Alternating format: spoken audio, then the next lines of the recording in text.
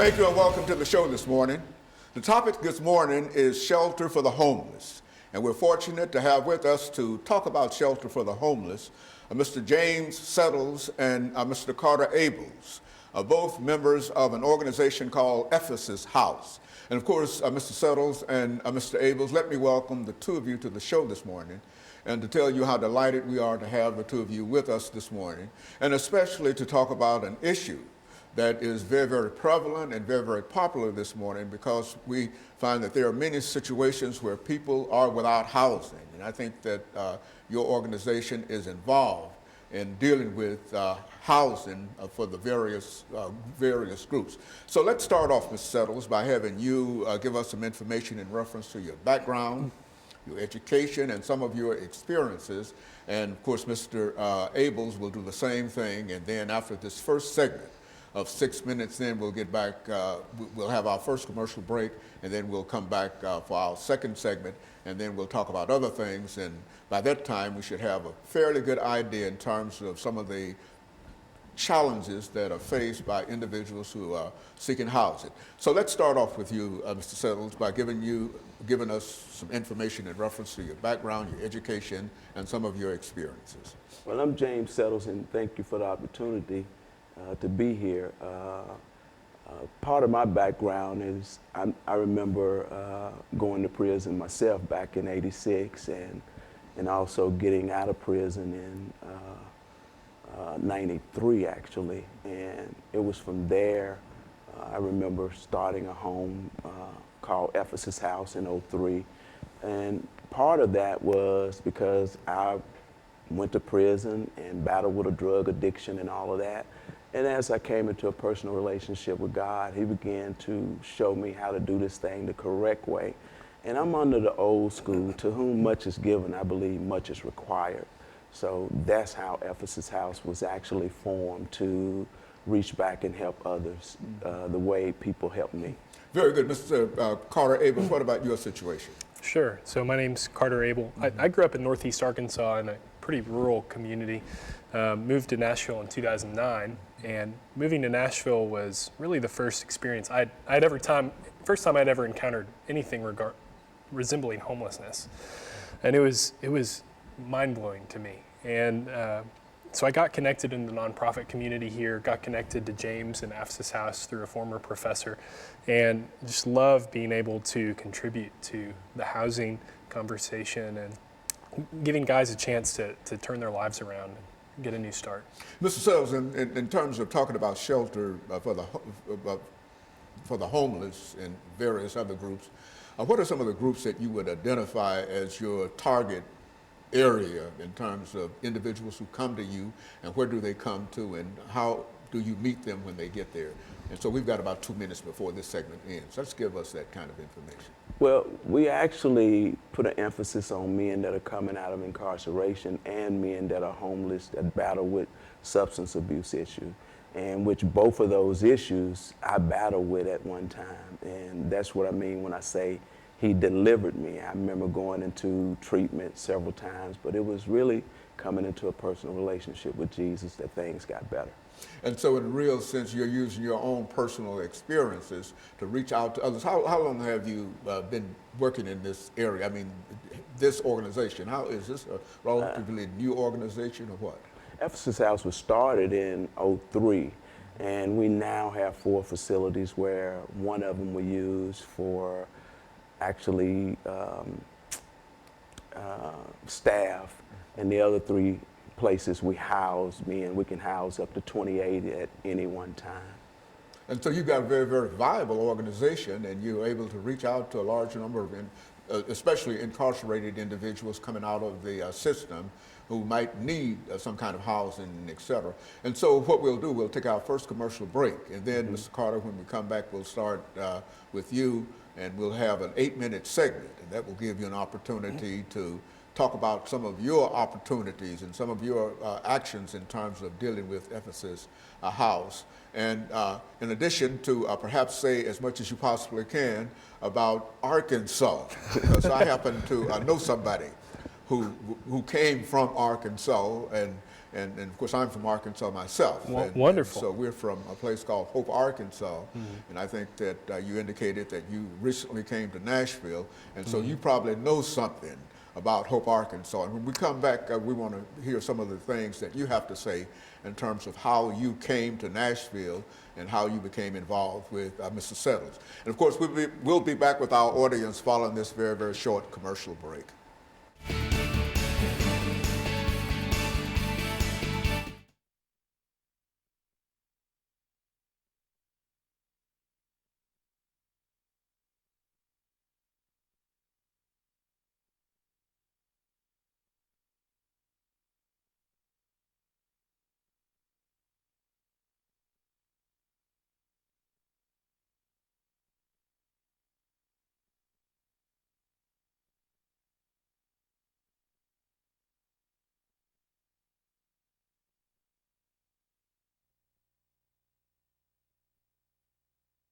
Anything that you think might be of some significance or some importance dealing with this this 8-minute segment. You'll have about 3 minutes, and then you'll have 3 minutes to sort of build into what he's talking about, and then I'll go back to him for another couple of minutes, and then we'll be out of that 8-minute segment. Okay. I'll lay out the need, and I'll lead in so you can talk about expansion and eventually the campus. I wouldn't talk about locations yet. Okay. But and also, I'm not going to talk about how many people we're talking about housing either. Yeah. We just want to increase the number of people we serve. Okay. And so what I'll do, I'll introduce the two of you again. Welcome back. We have with us to talk about shelter for the homeless, Mr. James Settles and Mr. Carter Abels. And then I'll make some statement in reference that will tie first part to the second part, and then we'll start with you talking about some of your experiences and some of the things that brought you to Nashville, Tennessee, dealing with housing. Take about 3 or 4 minutes, 3 minutes for that. And then when you get through that 3 minutes, you'll pick up on him and tie into what he's talking about. Listen to what he has to say. Are we ready?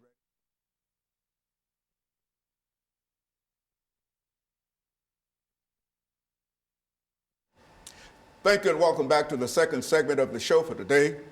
We're talking to Mr. James Settles and Mr. Carter Abels, and the topic is shelter for the homeless. Mr. Abels, before we had our first commercial break, we promised that we would give you an opportunity to say something about the great state of Arkansas that sent you to Nashville, and it'll give you an opportunity to sort of bring in the kind of information dealing with shelter for the homeless. And then Mr. Settles will sort of pick up on what you have to say, and then we'll be able to deal with this 8-minute segment from that perspective. Sure. So I was fortunate to grow up in Jonesboro, Arkansas, so just about an hour northwest of Memphis. So close to Tennessee my whole life. Wound up coming to Nashville in particular to go to Belmont University here, and got connected to the social entrepreneurship program there, which is a really neat program in kind of launching people towards addressing social issues. But talking about housing and what we do, one of the things that is pretty staggering is just the immense need for this kind of housing. I mean, every year in Tennessee, 16,000 people are released from prison. And most of those people, when they're released, if they don't have a support system, if they don't have a job or family to take them in, they're essentially given the clothes on their backs, a one-way bus pass, and maybe $20 to $50. So if you don't have a support system in place, homelessness is inevitable, or those people wind up back incarcerated. And so the challenge that AFSIS House faces is how can we take in as many of those guys as possible and give them a chance to get on their own feet, to become contributing members of society, to find stability, and to re-enter society as productive citizens. And so, James, you've been involved with this organization for many years, have you not? Yes. And what have you found in terms of your experience, looking back over all of the things that you've done so far? What are some of the things that you'd like our audience to know this morning about some of the challenges that you have to face? Certainly, you're trying to deal with incarcerated individuals, 16,000, I'm told, out of the system each year, and certainly you can't meet all of those needs. But what are some of the needs that you're able to meet? Well, I really believe that one of the things that's a plus for AFSIS House is when men learn better, they actually do better. when men come to Ephesus House, one of the first things we do is help them get their ID, because when you're homeless, you really pretty much have nothing. We help them get ID. We have classes that are centered around job readiness, job retention, financial literacy. And in the evening time, the men are inundated with classes like critical thinking, relapse prevention, that's understanding addiction, anger management. Well, anger management covers a lot of stuff like family reunification. And we have been able to see that when people are impacted with those type of life skills and putting them in an environment where they can grow and be the best that they can be, that it's staggering how people actually do better. And so in a real sense, you've got a large number of success stories that you can deal with, having dealt with this organization since when, 2003. And so you've got a large number of examples of individuals who've been able to come there and sort of get their lives back together. That's correct. That's correct. And so, Mr. Abels, in terms of your situation, what do you do exactly at Ephesus House? Sure. So James handles all the program. He's our executive director. I just help to try to keep the lights on. So I do the behind the scenes fundraising and trying to bring in enough money to ensure that we can serve the guys as well as possible. What kind of money do you think that you need in terms of dealing with this? I think that you work dealing with grants and other kinds of methods to bring. Do you find that there's a community of individuals who are out there willing to help you do what you do, or do you find that it's difficult to raise enough money to do what you're doing? Speak from a financial point of view in terms of what you're doing. Sure. I mean, we're fortunate to have access to some grant opportunities to help what we do. You know, there's unfortunately a stigma sometimes around guys that are former offenders, but we believe that no one is too far gone to start over and find a life of fulfillment.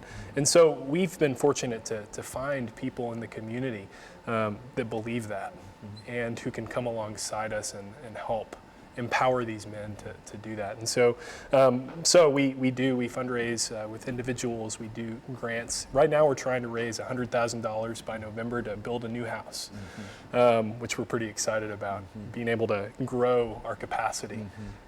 And so you've already got structures already completed, and what you're getting ready to go into a new building phase. Is that what you're saying? Why don't you say something about some of the structures that you already have completed?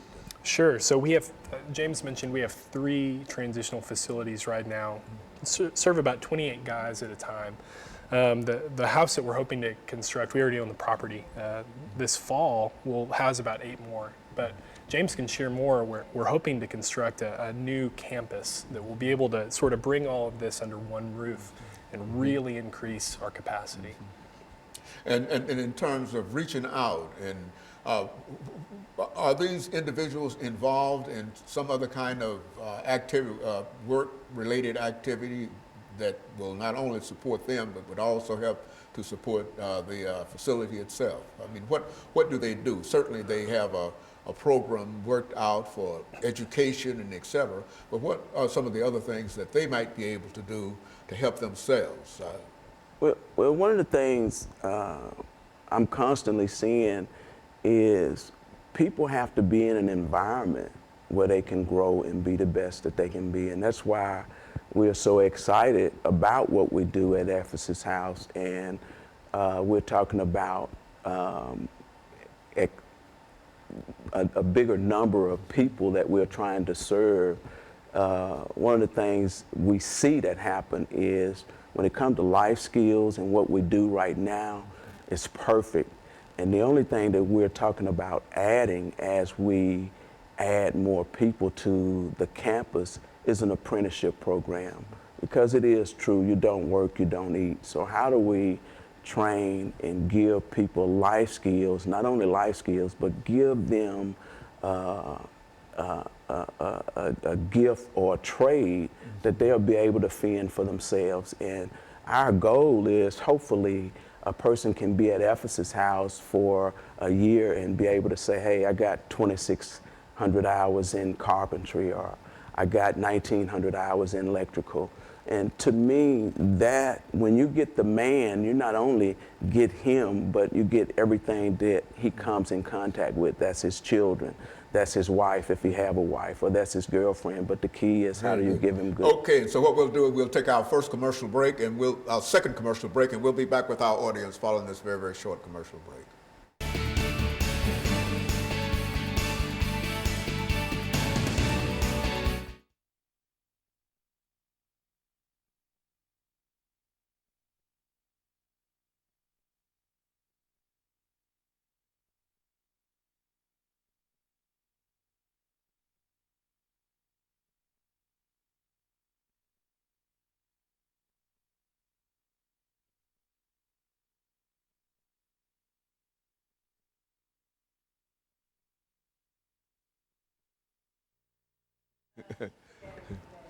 No, we all right. So what's this last segment? This is 10 minutes. This is your show. I mean, I don't know anything about this. Okay. When these folks graduate or get out of here, I mean, do you have a group that are going through, and have you got some folks that call back and say, hey, I got a job and I'm doing, give us some examples that, of some of the folks that are doing whatever y'all are doing. Yeah. And you got 28 folks in 3 different buildings Facilities, and facilities. How long, what's the general length that they stay there? Do they come out of incarceration, stay there for a few months, and then go out and get a good job or whatever? Those are the kind of things that we want to hear. Yeah. You see, and so, and that's why I want you to tell your story, because you got some folks that probably came out and working over at NSA, NES, working at different jobs, involved in different kinds of things, and have said certain things about your program and et cetera. Yeah, that kind of, Gotcha. Yeah, so you got 10 minutes. And so try to keep that chair still. Yeah, that camera follows that chair. And so, just try to do that. We got 10 minutes, and so we're going to start with, did we start with? You start with him. Me last time. So. Okay, so we're going to start with you. And who, me? Cool. Did we end with you last time? We started with him. Okay, but we ended with you. Ended with you. We'll start over here with you. And the clock isn't as true, so I'm going to keep doing what I'm doing. Yeah, well, you did come out good on that last one. Okay, right yeah, I know. Yeah, after 30 years, I generally come out. I love you. Okay, so we've got 9 minutes and 50 seconds. Yes. Okay, and so that's what we have. And so, what I want to know is some of the things that you think people ought to know about your organization and your needs, and some of the successes. That kind of information. If you got somebody that went through a carpentry program and they're now working on one of these big buildings that they have around here and et cetera, because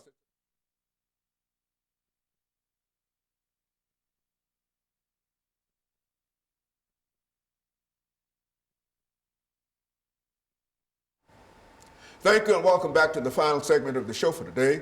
We're talking to Mr. JSettles and Mr. Carter Abels. And they're giving us some information in reference to the ability to deal with individuals who are homeless, and especially those individuals who have been incarcerated.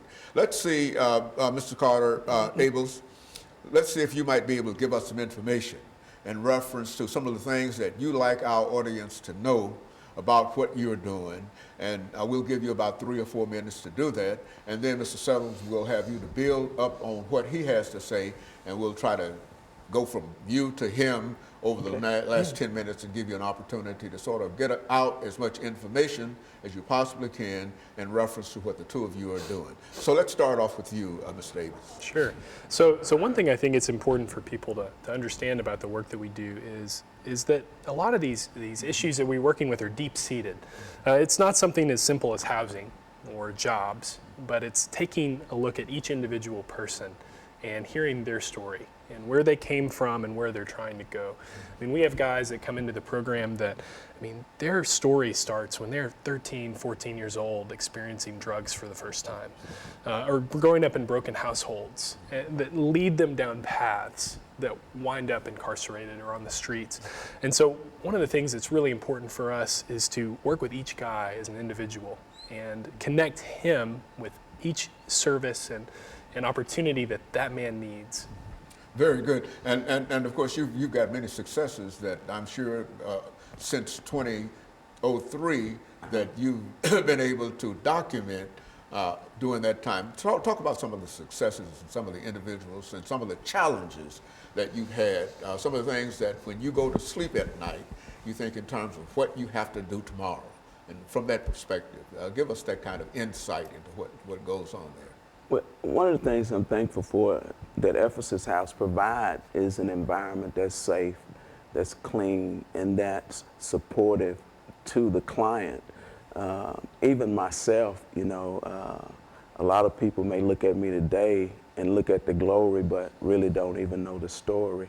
You know, I too rode the bus for 6 months and had to start off from being faithful over little and allowing God to place you over much. So I try to take that same application and apply it to the client. And what I find that the client do is the client actually receives it and grow from it.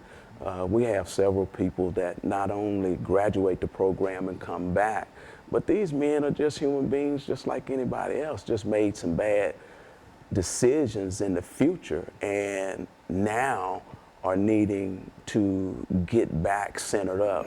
So how do we help the client get centered back up? You know, we've been dealing with an approach of we lock them up and throw away the key, or when people make bad decisions or bad choices, even dealing with drugs, we want to kick them out of the car. But you know, people are worthy of an opportunity, and that's what we want to provide for the client, is an opportunity. And our main hold now is to contact different agencies that will be willing to work with Ephesus House in a program, in an apprenticeship program, giving these guys an opportunity to learn a trade and to be the best that they can be. Because it is true, when you get a guy sober and you put him in an environment where he can grow and be the best that he can be, that employer, he gets a good employee, you know, and hopefully it's something that would not just only start from right there and be something that that client and that employee can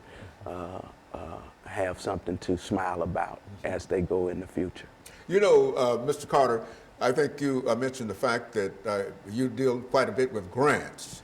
What are some of the things that you try to indicate in the grants that you're applying for, and what are some of the responses that you have in reference to the grants? And do you have any idea in terms of looking around at some of the building and some of all of that activity that's going on here and to try to buy into that? I think Mr. Settles indicated that you're probably doing that, but talk about it from that perspective. We've got about 5 minutes before we end this show for today, but I'm sure that our audience would be curious in reference to some of the things that, some of the needs that we're talking about here. Sure. So in any kind of anytime that we approach a funder to try to partner with to accomplish this work, it's really important for us to communicate the need, which I've shared a bit about here, our capacity to do something about it, which, you know, we feel confident in our ability to really help these guys and get them to the place that they need to be and work with them to do that. And also just, you know, identifying the opportunity for growth, for us to really expand this ministry to do more. So I mentioned, you know, there's such a huge need with so many guys on the streets today and coming out of incarceration.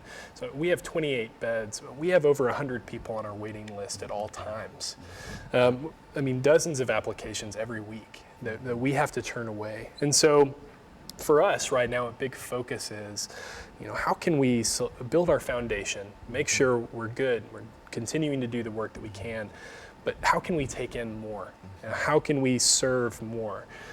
So one of the things we're really excited about is the growth of a new campus and a new facility, and we want people to participate in that, you know, to buy into it, and as a community rally around these guys. I mean, people can come and be a mentor to these guys. They can come and even teach a class if that's their expertise. You know, they can come engage and rally around these guys. So that's really what we're looking for. Well, Mr. Settles, thinking in terms of grants and opportunities, what have you done in reference to reaching out to the state of Tennessee to indicate that they might be able to give you grants in order to help you? Have you thought in terms of getting grants, the federal grants as well as state grants, and what is the state of Tennessee doing in reference to that? Well, we have reached out to the state and federal, and we get a small contribution from federal and state. But it takes more than federal and state funding. It takes funding from all angles. And when I say all angles, it takes funding from private donors, and we also want to make sure that the client buy into it too. So the client has some kind of responsibility as well, because one of the things in America is nowhere do you live for free. So one of our things is we try to make sure that the client has a responsibility into being into the program. That means he has to give something, because when he leaves Ephesus House, he's going to have to pay rent somewhere. So we want to do this thing where the foundation is right for everybody. So in a real sense, they live there rent-free and without any kind of compensation from them in terms of helping you to move your organization forward. Is that what we're saying? Yeah, but that may be initially. But see, our goal is, how do we take a client that comes to Ephesus House with nothing and help that client establish a foundation where that client is a tax-paying citizen and he's also participating in paying where he lives. And so it gives them an opportunity to demonstrate the success of this program by giving back to the program. And while you got 28 individuals there, these individuals, once they are there for a while, will have an opportunity to assist the organization in terms of what you're all trying to do. Each person in a real sense represents an individual who can reach out in order to support your program. Is that what we're saying? That is correct. That is correct. Now, Mr. Carter, what are some of the last statements? We've got about 50 seconds here. What are some of the last statements that you'd like to leave with our audience this morning in reference to what you're doing here? Sure. Well, thank you again for having us. And we're excited with what we're doing. And we want to encourage anyone who might be watching to participate in this work. It's so important. Feel free to call our office, go to our website, and get involved. And on a personal level with us, however they see fit. And so in a real sense, there are many opportunities that can help the two of you to make this organization much more powerful and much more important than it really is. But nevertheless, I think that the two of you are doing some great work. And I think working with 28 formerly incarcerated individuals is really a step forward. And let me thank the two of you for coming by, and let me encourage our audience to tune in again next week for another informative edition of Comments. Thank you and good morning.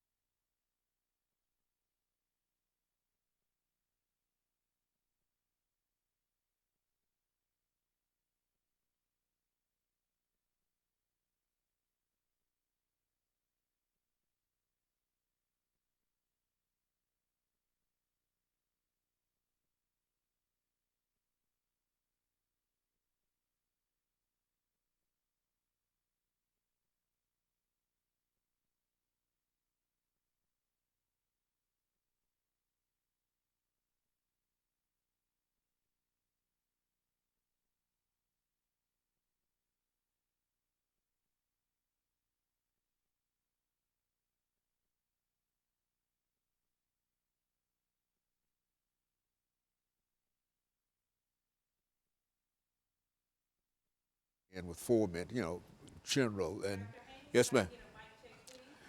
Everything is all right and everything is well. How's that?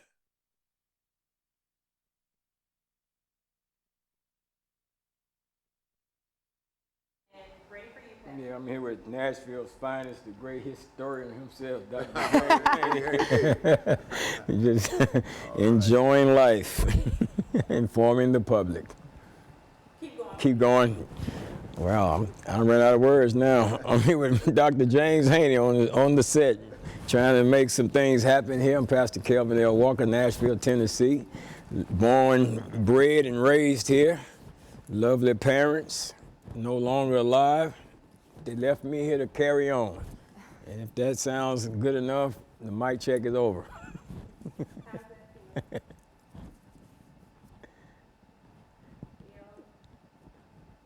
All right, Phil, wake up. Is that it? Okay, now we'll take you. That was good. Ms. Burns. Hello, I'm Ashley Burns. Speak up, Ms. Burns.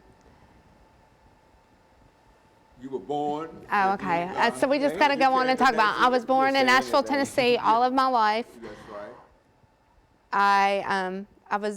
I was raised by a single parent and by my grandmother as a teenager.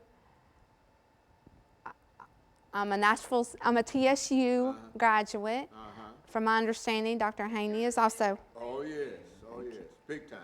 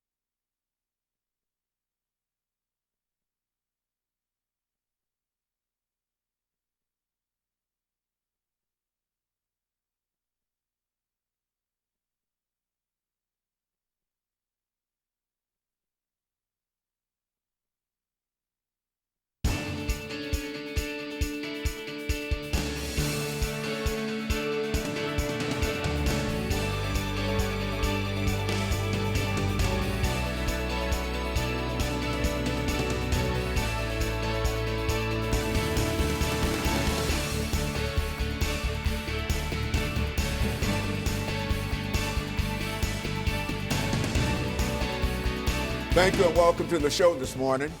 The topic this morning is meeting the needs of neglected and homeless or abused children. And we're fortunate to have with us to talk about some of the needs of abused and neglected children, Pastor Kay Walker. And I think that many of us are familiar with Pastor Kay Walker. He's been responsible for bringing individuals to us, and he has with him this morning Miss Ashley Burns, who is also an individual who has been responsible for dealing with abused and neglected children. And let me welcome you, Pastor Walker, and you, Miss Ashley Burns, to the show this morning. And to start off with you, Pastor, by having you to give us some information about your background, your education, and some of your experiences.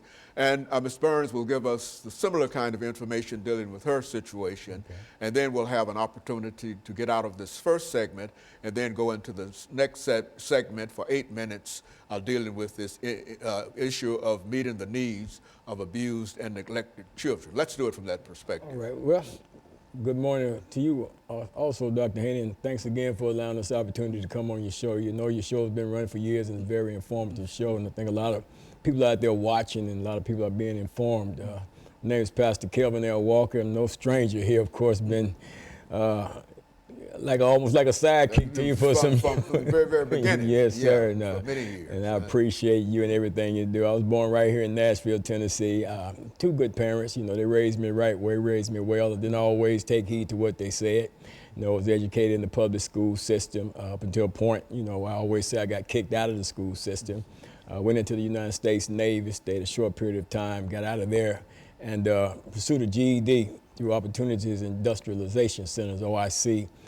Spent 6 months doing that, got the GED, and then went to Tennessee State University. Had a desire to become a fashion designer, but got caught up in drug addiction and the like, and that kind of derailed that along the way and ended up incarcerated in the state prison system for a period of time in my life. But back in 1986, on August 24th, God divinely intervened in my life, changed my life, brought me and called me into ministry, and I've been serving others ever since that time, and trying to make contact with people that are out here on the ground, getting things done in terms of helping and serving people in whatever way and whatever capacity. It just gives me pleasure to be here today to bring on the show Mrs. Ashley Burns, and I met her through the juvenile court system after my daughter was murdered back in March the 24th, 2015, and we went to take custody of our grandchildren, my wife and I, grandchildren, so that's how we met. Very good. And Ms. Burns, let's talk about your background, your education, some of your experiences. Absolutely. And then I have some personal experience as well that brought me into this field. Well, first of all, my education is I'm a TSU graduate. Actually started my first year at UT Martin and then finished it out at TSU. My major was completely different, was fighting for what I knew that I was supposed to be, even though I didn't know exactly what that was. I knew it was something to do with children, but I wasn't sure. And got interested because I was failing my pre-med classes. I ended up pursuing in child advocacy. Was thinking about an attorney, but knew I wanted to be more of a advocacy role than actually what an attorney because of the politics. Actually wanted to be more of what, even though there was a lot of stigma with, of course you don't make a lot of money, and as a case manager. So I was like, okay, I'm gonna go that route even though, because this is my passion. And I realized that more and more. I did an internship with juvenile court when I was at TSU, working at juvenile court. I was interning for probation officer at Elizabeth Dial, and just fell in love with that kind of work. And I realized because of my background, because it was so rocky, I was the first one that graduated in my family, in my immediate family. I wanted to pursue something that involved the court, especially when it came to delinquency and actually child abuse. I think there's a big correlation with that. More than we realized, and that was kind of my focus, even though that was my love, is to work with the delinquent children because there is such a big correlation with abuse and neglected child. Very good, and I think we have, Pastor, an excellent show here that will give us a lot of information. I think that your background and your activities will be very, very important in terms of helping us to see some of the needs of some of the abused and neglected children. And of course, we're going to take our first commercial break, and we'll be back with our audience following this very, very short commercial break.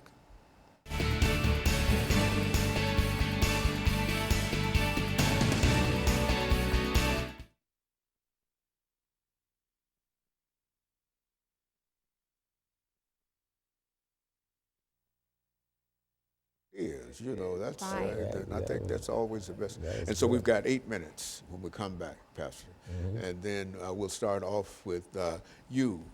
What do you want to talk about neglected children and abused children? I mean, that's our general topic, but what would you like to say for about 3 or 4 minutes in reference to that? And then he'll take about 3 minutes, and then we'll come back with you for second statements, about 2 minutes, and then we'll end that segment with you. Okay. But we'll start with you. Yeah, well, I'll focus on what the court is doing, and then I'll go into some of the just intervention type of deal that I like to focus on with the community and being a support. Yeah, that's good. In other words, you'll give us an opportunity to see what the juvenile justice system is all about in a real sense. Is that what we're saying? I'm definitely going to try. Yes. Okay, that's all, and we've got 8 minutes. I think a lot of people are not aware of that. Just take the first 2 or 3 minutes and talk about that, and then he'll have an opportunity, and so we'll just divide the 8 minutes between the two of you, 3 minutes, 3 minutes, 2 minutes, a minute, and et cetera, back and forth like that to give both of you an opportunity to have a good stretch of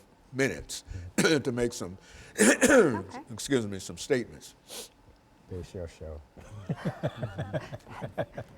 Said it. That's awesome. I don't mind going on mute.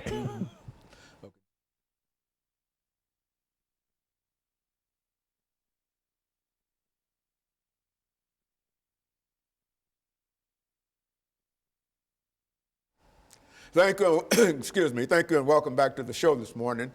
The topic this morning is meeting the needs, excuse me, of abused and neglected children. And we're fortunate to have with us again Pastor Kay Walker and Miss Ashley Burns. Mr. Burns, let's have you to take a few minutes of this segment to give us some information in reference to some of the things that you do as a person who has been involved with neglected and abused children. Well, first of all, I want to say that I've been with the court for 10 years. I've been in at least 2 different positions with the court.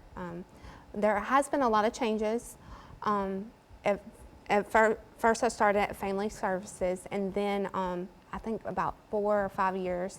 Then I worked with supervised probation, and now the court is moving in a different direction with our new judge, Sheila Calloway. I believe this is going to come up her 4th year. And she is focusing on more of intervention and community supporting the families that we serve, and especially prevention before they even get to the court, or if it can be handled in a formal way.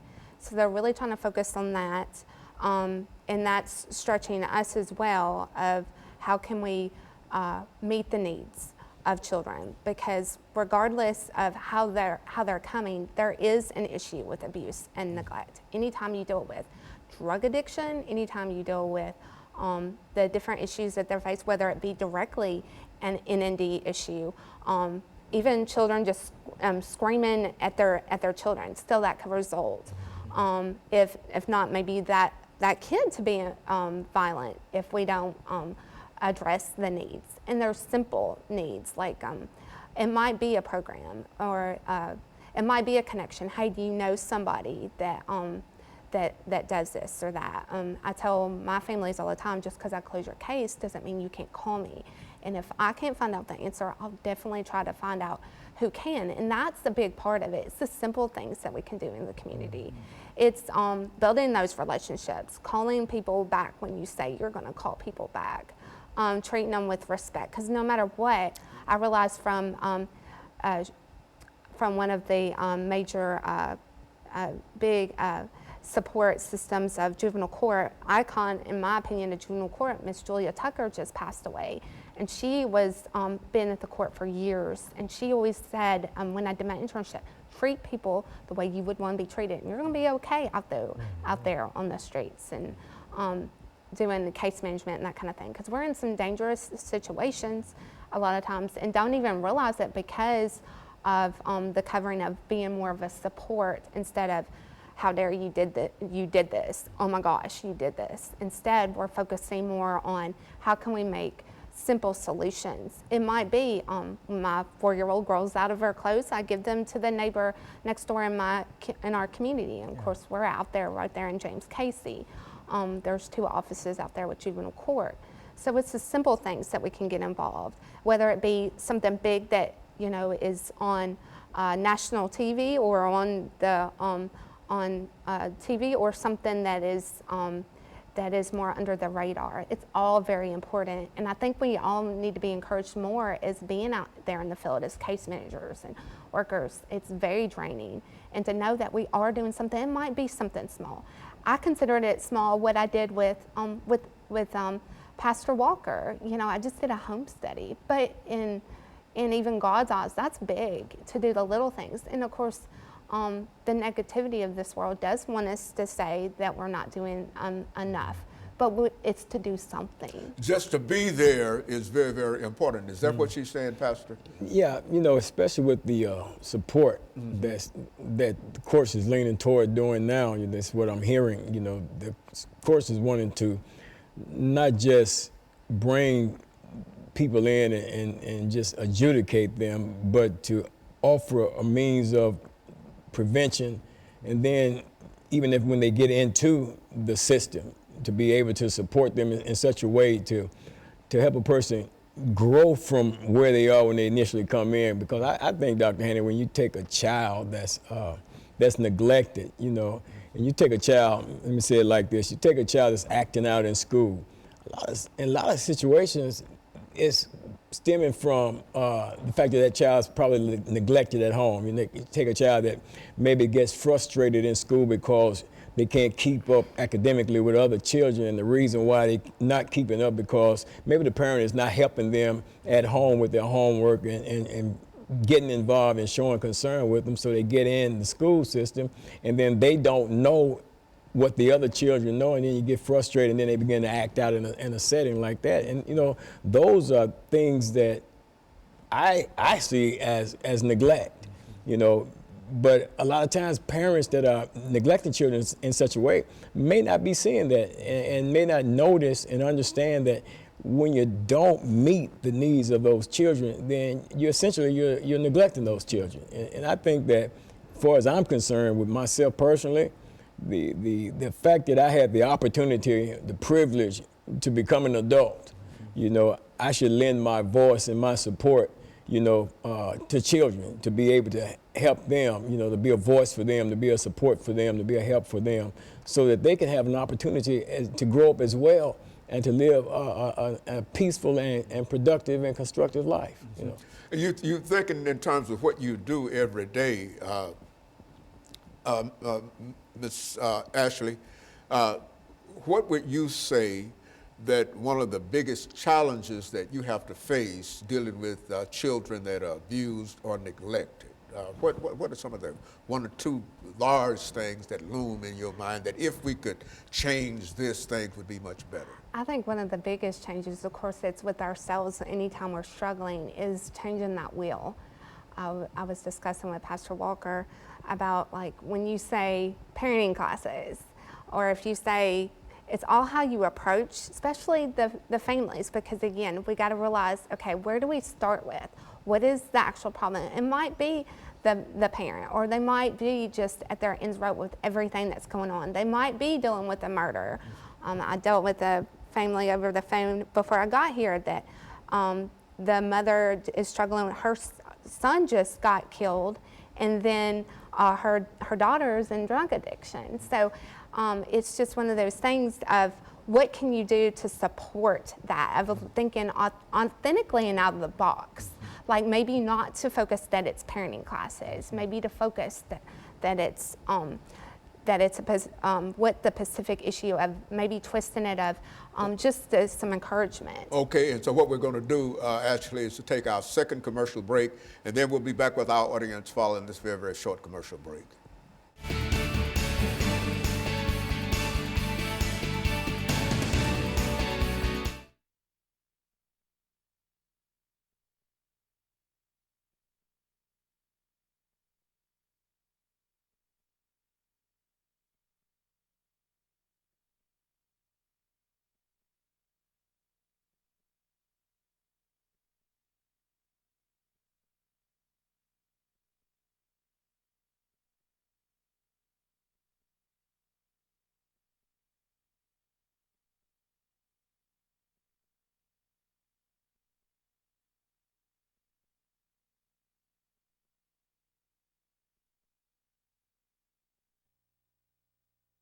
About, because anything that you might say is probably news to a large number of folks who are watching this. They might know something about the system, but I think you can give them an example of what is going on and some of the challenges that you have to face living with these children. Okay. Okay, so this will be our 10-minute segment. Okay. Now we're going to start this 10-minute segment off with you. Okay. and then you take about 3 or 4 minutes, and then you will take about 3 or 4 minutes, and then we'll give you probably have about a minute apiece. Yes, ma'am. All right, great. They're ready. Stand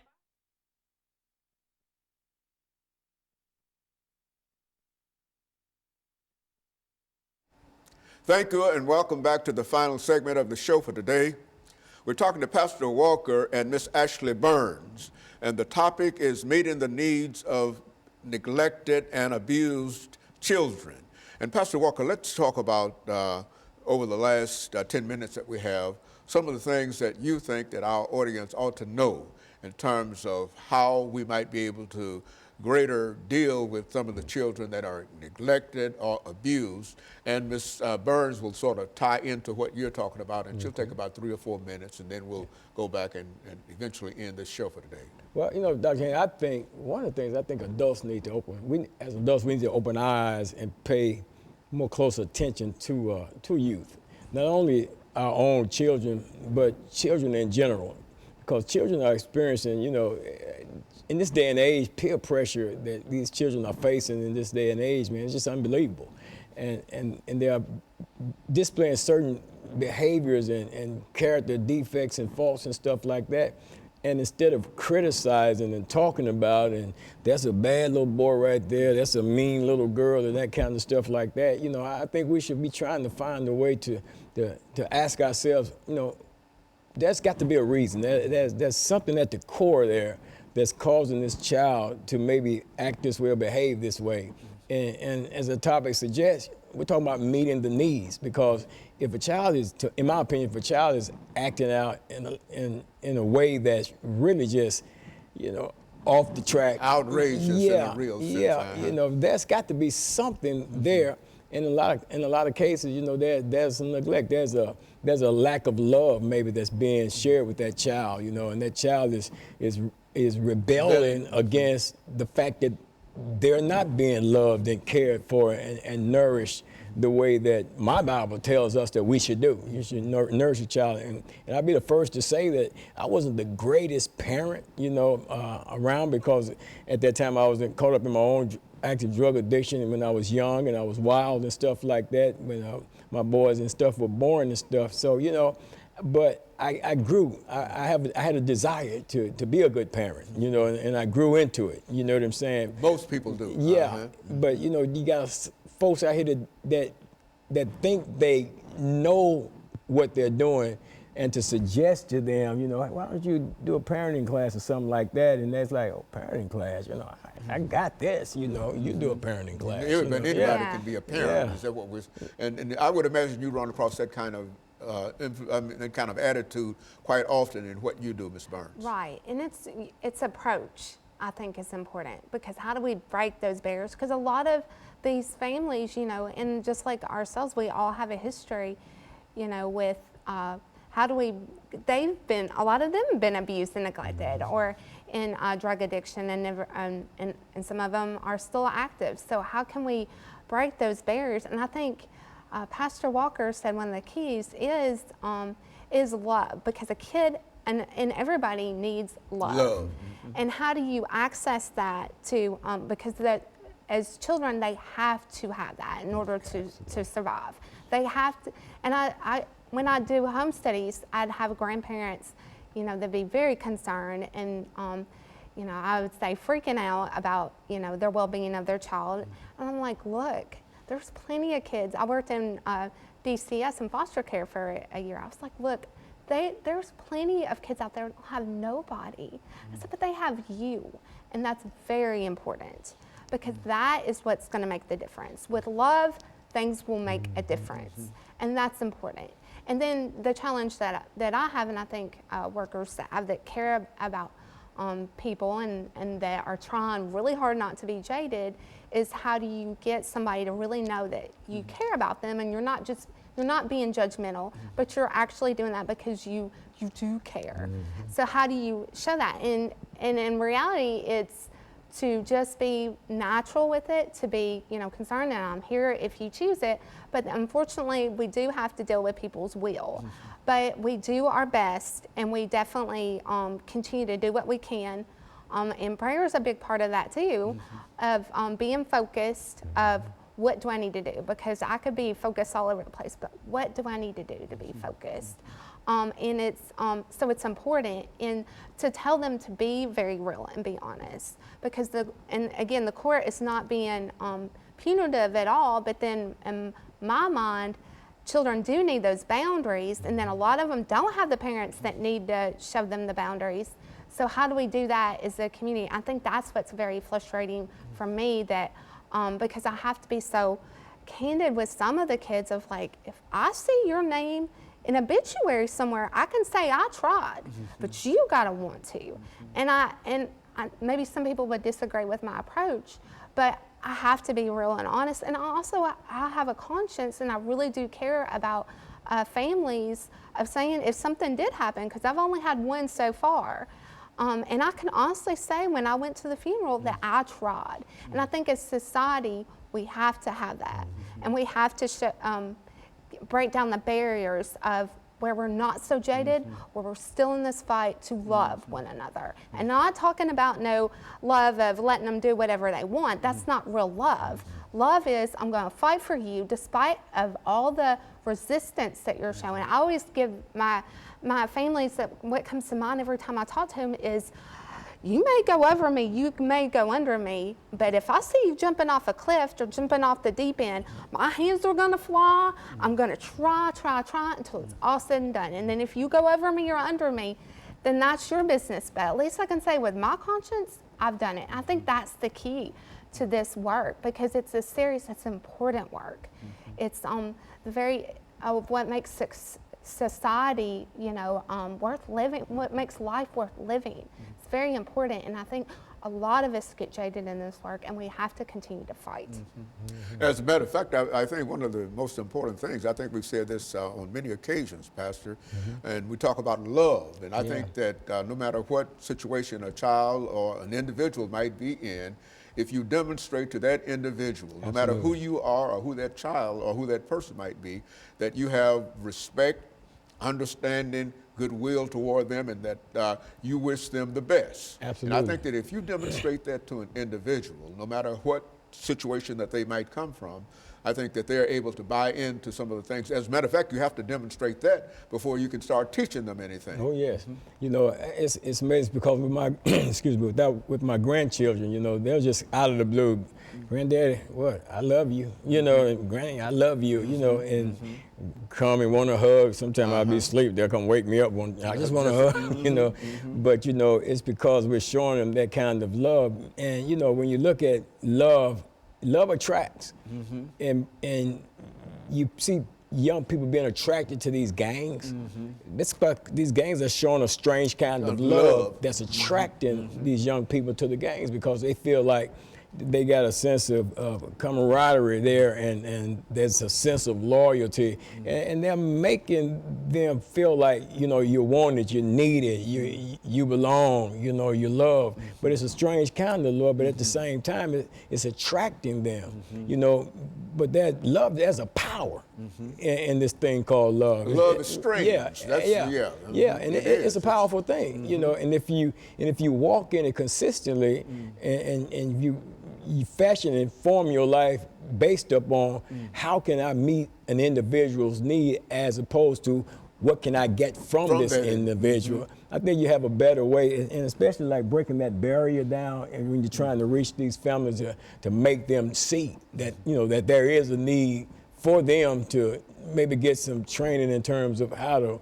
raise a child. If you approach them, again, if it's from a foundation of love, people can sense it, people can feel it, people can identify with it. Even the coldest heart, the power of love will penetrate it. It will. Yeah, it penetrates it. Ms. Burns, the final minute of this show.